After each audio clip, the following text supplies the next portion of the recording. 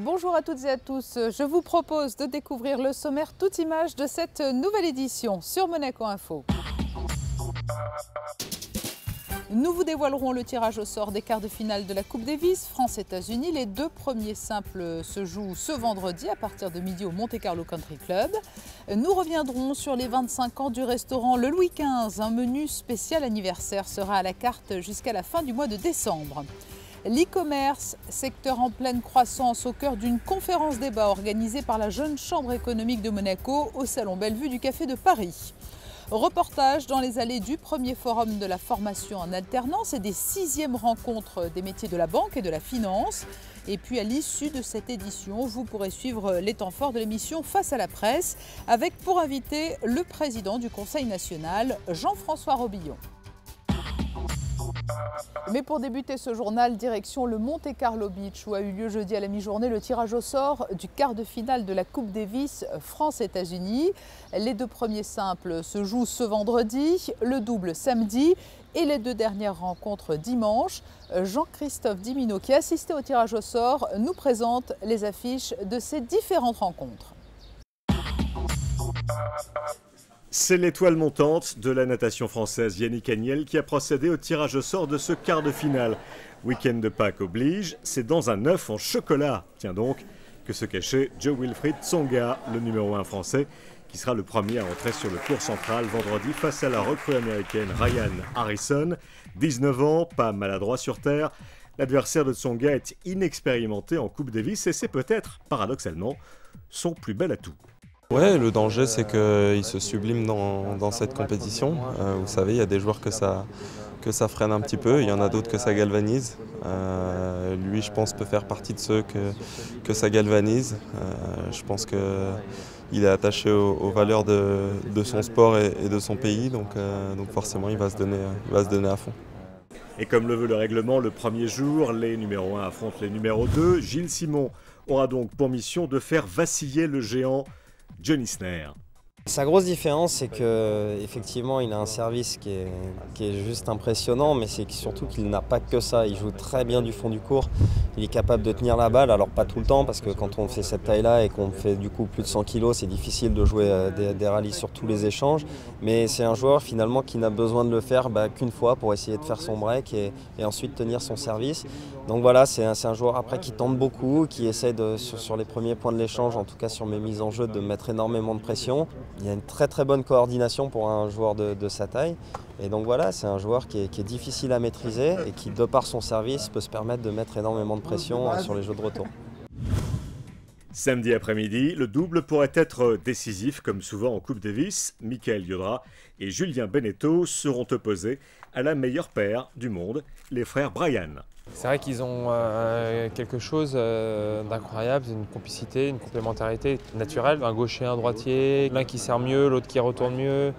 Voilà, c'est pour ça que c'est la meilleure paire de double depuis 6 ans. Maintenant, ils peuvent avoir des failles, parfois pendant les matchs, ils peuvent être moins bien. À nous de les amener dans cet état-là et de ne pas lâcher, de leur montrer que nous, jusqu'au bout, on sera dur à battre. Les rendez-vous maintenant fixés, le capitaine Forger va pouvoir distiller sa science des matchs sur le court et en dehors. Je les guette du coin de l'œil parce que si à un moment donné ils veulent échanger sur un sujet tactique, sur un petit doute, on est là pour les encourager, leur amener quelques réponses. Mais ils sont très autonomes quand même et ils ont déjà vécu ce genre de match par le passé fréquemment. Et je peux vous dire que ils savent que jouer un match comme ça, c'est quand même une opportunité, un grand privilège.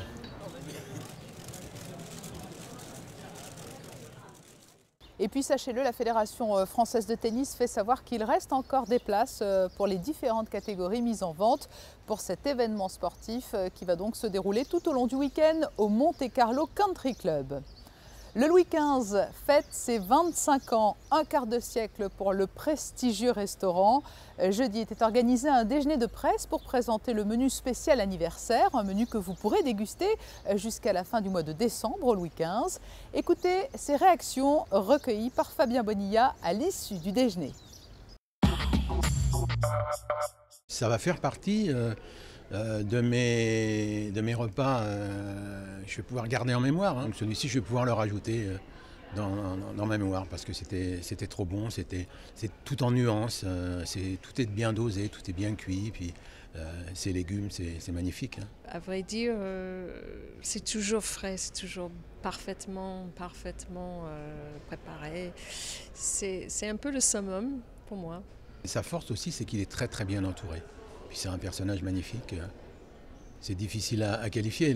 C'est lui surtout qui pourrait vous dire pourquoi il est arrivé à cette hauteur-là. Parce que quand on voit tout ce qu'il peut faire dans une journée, dans un mois, c'est extraordinaire. Pour moi, il y a plusieurs Alain Ducasse. Il y a des Alain Ducasse qui sont localisés en fonction de ces restaurants qu'il ouvre à travers le monde. Maintenant, le Alain Ducasse au Louis XV, c'est une approche du produit. C'est une simplicité à l'arrivée dans l'assiette qui cache derrière une complexité extrême. On est sur du produit, on est sur un produit, un jus, une garniture. On est sur des assiettes lisibles, spontanées, que l'on va goûter sans faire fonctionner l'intellect. Simplement les papilles qui vont parler. Mais derrière, ça cache un travail énorme, qui est incroyable. Dans l'actualité en bref, la nouvelle exposition de la Maison de l'Amérique latine. L'artiste Alpiana présente ses plus récentes créations de grands bas-reliefs et des sculptures sur bois. Ce sculpteur français se dit influencé par les écoles néoclassiques et celles de l'Art Nouveau. Vous pourrez découvrir son travail à la Maison de l'Amérique latine jusqu'au 21 avril.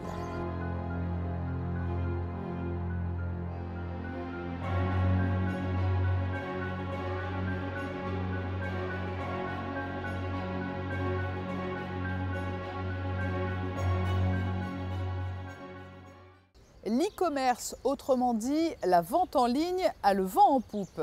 À l'heure où, dans le monde entier, presque tout le monde a le réflexe Internet, est difficile de passer à côté des opportunités qu'offre ce secteur. C'est la raison pour laquelle la Jeune Chambre économique de Monaco vient d'organiser un petit déjeuner autour de cette thématique.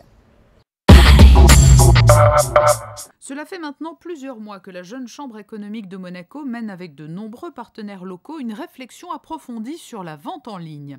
Tous sont arrivés à la même conclusion, l'e-commerce doit devenir un des pôles de développement et d'attractivité de la principauté.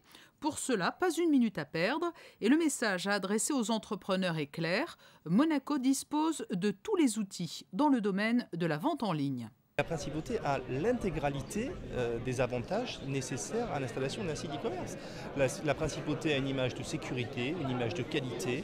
La principauté a des infrastructures télécom qui sont extrêmement performantes, avec un câble énorme sous-marin qui le relie au reste du monde. La principauté a, sur un espace réduit, l'intégralité des services et des conseils dont peuvent avoir besoin les sociétés d'e-commerce. La principauté peut vendre tout ça, la principauté peut vendre surtout la sécurité. Elle peut vendre la sécurité aux consommateurs. Parce que la peur du consommateur est son principal frein lorsqu'il doit générer un achat en e-commerce. La principauté aujourd'hui peut le rassurer parce que les entreprises qui s'installent ici sont contrôlées. Elles sont contrôlées à leur création, elles sont contrôlées en cours de leur vie. C'est quand même beaucoup plus sécurisant d'acheter sur une entreprise à Monaco que sur une entreprise dans des îles exotiques. Non seulement Monaco a des atouts indéniables en termes d'image et d'environnement, mais la principauté peut aussi mettre en avant des arguments techniques avec un opérateur, Monaco Télécom, qui a rapidement anticipé la croissance fulgurante de ce secteur d'activité. L'infrastructure est là, elle a été modernisée, elle a été fiabilisée, elle a été augmentée. On continue à avoir de gros projets de déploiement, de nouvelles fibres, de nouvelles interconnexions avec beaucoup d'opérateurs mondiaux qui permettront de mettre Monaco au cœur des échanges télécoms, c'est une des conditions fondamentales. La deuxième, c'est qu'en effet, on a investi dans 2 data centers, un à Fontvieille, l'autre dans le Carré d'Or, pour permettre déjà des premiers projets qui existent, puisque entre autres Façonnable ou d'autres clients nous font déjà confiance pour ces solutions. Donc on est prêt. Après, c'est un modèle qui évolue tout le temps, sur lequel on continue à réfléchir, à investir, à se développer, sur lequel on a des plans et des travaux en cours, entre autres avec les autorités, pour être sûr qu'on est capable d'assumer cette vague quand elle arrivera, puisque c'est bien l'ambition qu'on a collectivement. Le cadre législatif a également été adapté avec le vote en 2011 d'une loi sur l'économie numérique qui instaure une réglementation similaire au droit français, en harmonie avec les législations européennes. Preuve de la vigueur du secteur de l'e-commerce, 2 sites marchands nouveaux se créent toutes les heures chez notre voisin français. Après ce petit déjeuner autour de l'e-commerce, prochain grand rendez-vous pour la Jeune Chambre économique de Monaco, ce sera le 11 avril avec les 4e tables rondes de la création d'entreprises à Monaco. L'objectif de cette manifestation est d'encourager l'entrepreneuriat. À l'heure des choix pour certains jeunes, alors que la fin de l'année scolaire approche, mercredi était organisé à l'Auditorium Régnier 3 le premier forum de la formation en alternance, en parallèle avec les 6e rencontres des métiers de la banque et de la finance. Alors, quels sont les atouts de la formation en alternance? Quels sont les débouchés? Réponse avec ce reportage signé Fabien Bonilla. 2 manifestations en une. Outre la traditionnelle rencontre des métiers de la banque organisée depuis 2007, le service de l'emploi a décidé d'élargir cette initiative en créant le premier forum de la formation en alternance. Il n'existe pas de forum dans la région sur cette thématique qui est donc la formation en alternance et en apprentissage. Donc on a vraiment choisi ce créneau. L'apprentissage est quelque chose qui se développe aujourd'hui. Il y a eu une grande campagne de communication à ce sujet sur le territoire français. Et pour nous, c'est apparu une évidence que d'élargir donc cette rencontre à tous ces métiers, en incluant aussi une participation des écoles de la région qui nous accompagnent depuis plusieurs années sur ce dispositif, pour que les jeunes puissent donc en un même lieu se renseigner sur les formations, se renseigner sur les métiers et les entreprises, et puis donc toujours avec cet aspect aussi banque et finance. Ce sont au total 58 stands répartis sur 3 étages. Au premier, 16 écoles, du CAP au Bac+5. Au deuxième étage, 16 stands représentant des banques. Et enfin, au troisième étage, 25 entreprises, tous secteurs confondus, entre autres hôtellerie, santé ou encore les métiers du bâtiment. Le principe est simple, un jeune intéressé par une formation en alternance doit trouver une école pour toute la partie théorique et signer un contrat avec une entreprise qui s'engage à lui assurer une formation pratique en lien bien sûr avec le diplôme que prépare ce jeune. Sylvie Bollini a été une des premières en principauté à faire appel à des étudiants en matière de formation en alternance. Bon, avant tout, je suis mère, grand-mère, je travaille dans le milieu des enfants, j'adore les enfants et les jeunes. Et donc, c'est quand même intéressant de pouvoir leur montrer ce qu'ils peuvent faire ou ne pas faire.